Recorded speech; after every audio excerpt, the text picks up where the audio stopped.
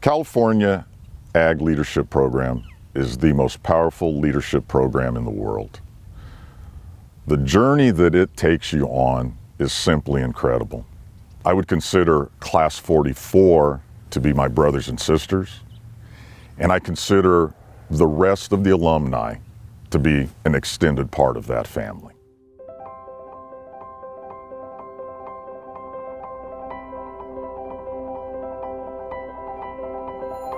This program has changed me immensely in many ways. One of the main things is I am a lot more self-aware.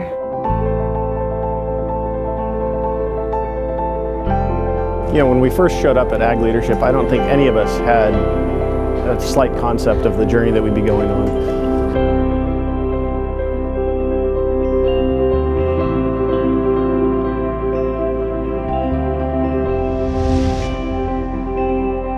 When I first started the Ag Leadership Program, I had a general understanding of what it could do for me and how it could grow me as a person, but I could have never understood the depth of change that myself as a person would go through until the end of the program, and really looking back, knowing how much I've grown. California Ag Leadership has given me a lot of insight, a lot of knowledge, a lot of experiences that I wouldn't have had in any other program that's out there. The 23 new friends that I now have that I didn't have before is something I wouldn't trade for the world. I had no idea it was as intense as it was, or as it is. There's so many more benefits to this beyond agriculture. Really, the title Ag Leadership doesn't do it justice. At the beginning of the program, I didn't really understand the impact the program was going to have on me, but the way it affected me internally, my personality, my behaviors, that was a surprise to me, a very good surprise. Ability First was something that sticks out in my mind, where we went and saw some severely handicapped children, and just getting out of your comfort zone, seeing people that didn't have even the ability to comprehend things and understand things. So it changed my perspective on handicapped people in general. I got into Ag Leadership because the people that have been my greatest mentors in life have been a part of the program, and I was told that it would change my life. But that statement was one that I never really understood until actually going through the program. I gained skills that are going to help me now for the rest of my career.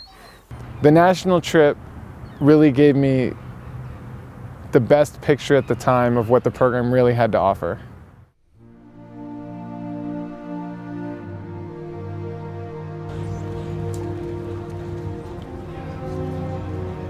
Okay, so we're here at the Pennsylvania State House, which later became known as Independence Hall, and this is where both the Declaration of Independence and the Constitution were debated and eventually signed.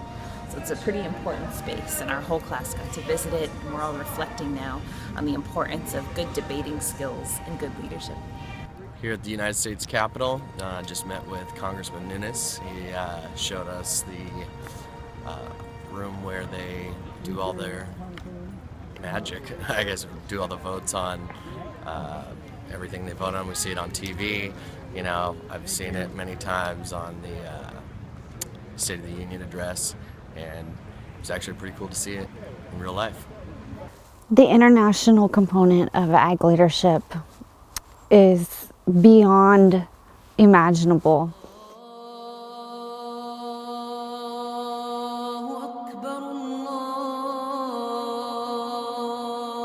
The Sheikh Zayed Mosque in Abu Dhabi has miles and miles of marble covering the entire building, carpets hand woven in Iran, beautiful glasswork.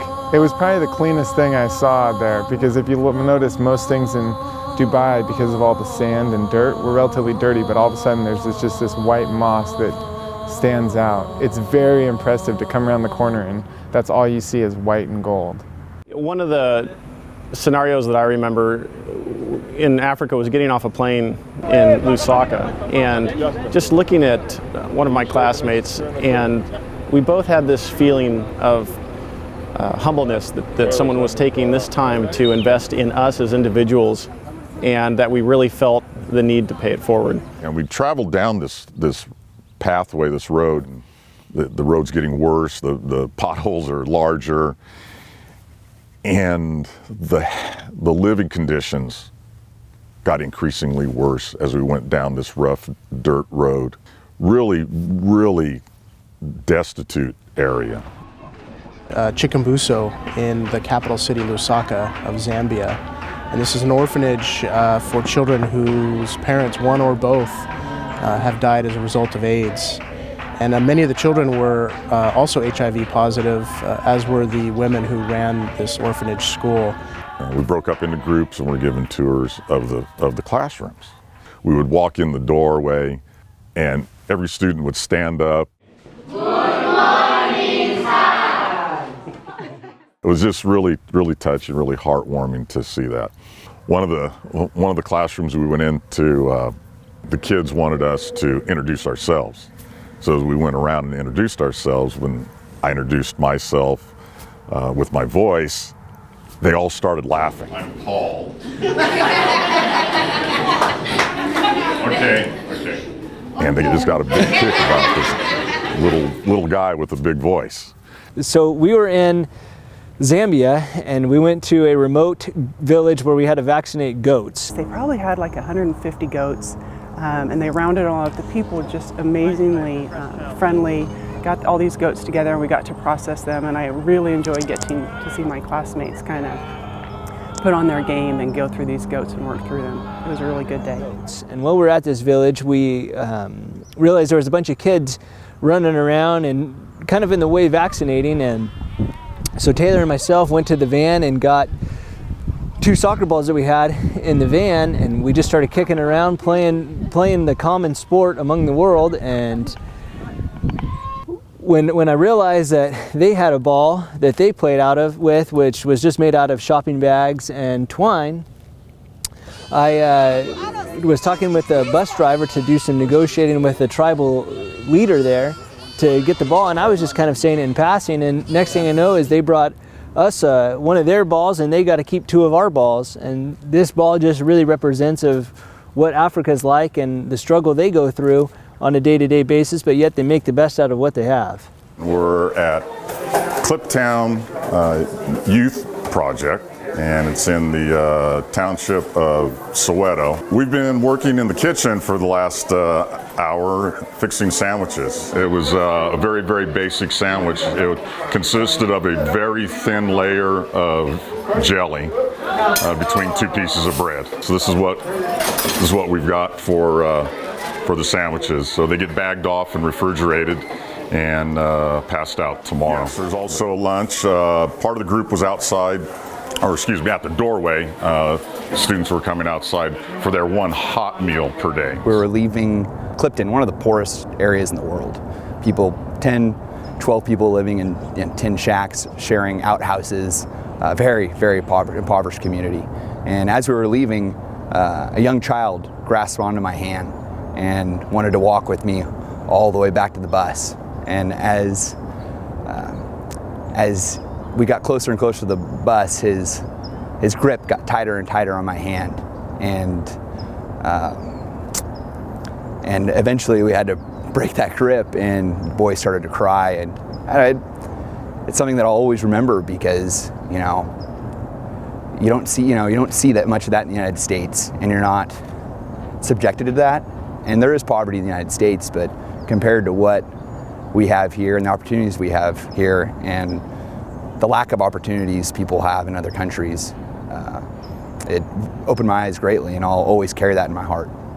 We were out in the most remote place you could imagine. I don't know how Dr. Thomas was able to find it, but we found ourselves at a place where 12 women were engaged in vegetable farming.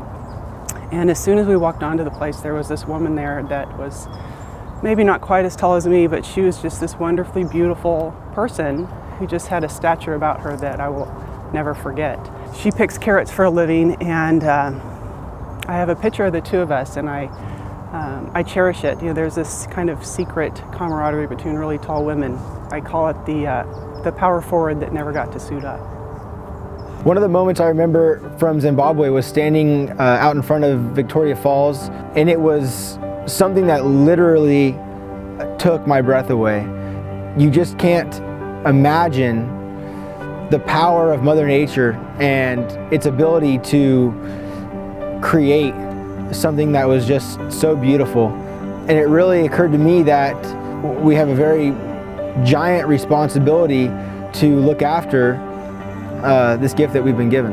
When we got to meet with the ambassador, the U.S. ambassador to Zambia, Eric Schultz, and he shared with us a leadership trait that meant a lot to him, and that was the leadership trait of predictability. I've thought a lot about that through the months since then. This trip to Africa, Dubai, really set a stage of leadership on a global scale. To go on that trip and to experience it, to see the sights that we saw, it really culminates all together. It ties together to make itself into this 3-week journey of exploration and understanding, to see leadership, successes and failures, all wrapped into one trip. As leaders, as future leaders, and as current leaders, we need to continue to learn about those around us, not just in our own neighborhoods, but those around us on a global scale. Because the best way to live in the world is to understand everyone in the world.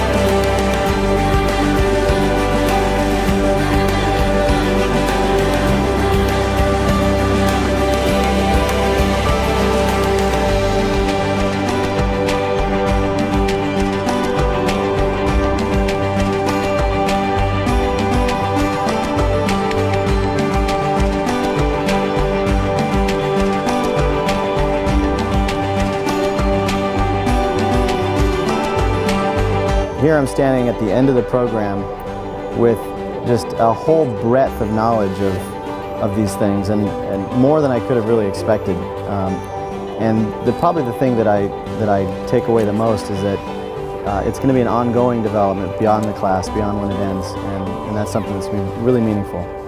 I feel like I have a toolbox that's just full of tools now, and I'm excited to start to pull those tools out and to develop my skill with those tools. In the past, if something wasn't working right, I would have distanced myself from it and moved on. I'm realizing now that there's some things that you need to work on, and relationships with other people, even if there are struggles, you have to work on those. I've become much more self-aware, and I've also learned that it's going to be a lifelong learning process. I would say there's small changes that have happened along the way, and there's many more to come. We're all leaders here, and we're always looking for something that we can do better to better ourselves and better the community and better each other. That's what makes a leader. You have to expose yourself to all kinds of different things. I mean, I was never exposed to going to a homeless shelter. I was never exposed to really kids with disabilities, and now that's what I want to do with my son and my family, is expose them and get them out to the real world. The connections and the relationships we have with the 4 partnering universities. I think without those relationships, without the support of those universities, a program like this wouldn't be possible. Ag leadership for me has given me the tools to go back to my community and really make a difference, whether it's joining a local board or children education, something within the community that I'm going to try to work with, especially with Christine, my fiance. Ag leadership expects you to know the industry and to know who you are in the industry. and your role, but it's more about how you can be a better, more effective leader, not only in the industry, but in your home, in your community, and your world. The California Ag Leadership Program is an incredible journey in self-discovery. I had no idea I would be learning so much about myself. As I think about the future with the skills that I've gotten from the California Ag Leadership Program, I see a lifetime of learning, a lifetime of developing even greater skills, and a lifetime of empowering others to be good leaders in our communities. You know, I've learned so much in ag leadership. I've learned a tremendous amount about myself, my strengths, my weaknesses. I've learned a lot about working with others and learning about people who are different and think differently than I do. The program has really given me a new set of glasses in which to look at different problems and challenges around the world. You know, I'll always be thankful to the program because it gave me a whole new perspective on life and challenged me to be a better person. Leadership process is not fully about agriculture. You know, whether it's with disabled children or places that work with felons who are now trying to make a better lives for themselves. Seeing, you know, what organizations and nonprofits do like that, it really kind of helped me grow as a person and really understand what the role of leadership is all about. The California Ag Leadership Program has transformed me into the man that I need to be to move further in my life and my career. On behalf of all of us in Class 44, thank you, California Ag Leadership Foundation. Thank you. Thank you. Thank you. Thank you. Thank you. Thank you. Thank you. Thank you. Thank you. Thank you. Thank you. Thanks. Thank you. Thank you. Thank you. Thank you. Thank you. Thank you. Thank you. Thanks. Thank you. Thank you. Thank you so much, California Agricultural Leadership Foundation.